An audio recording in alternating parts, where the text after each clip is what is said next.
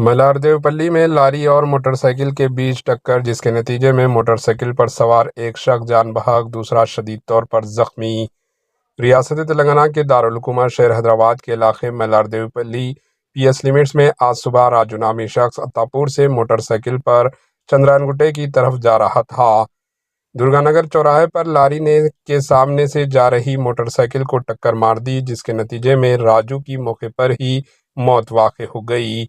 Motorcycle के पीछे बैठे शख्स को शदीद चोटें आई, जिसे इलाज के लिए करीबी अस्पताल मुंतकिल किया गया। मलारदेवपल्ली पुलिस ने इस सिलसिले में मुकदमा दर्ज करके तफ्तीश शुरू कर दी। Bureau report, HN news.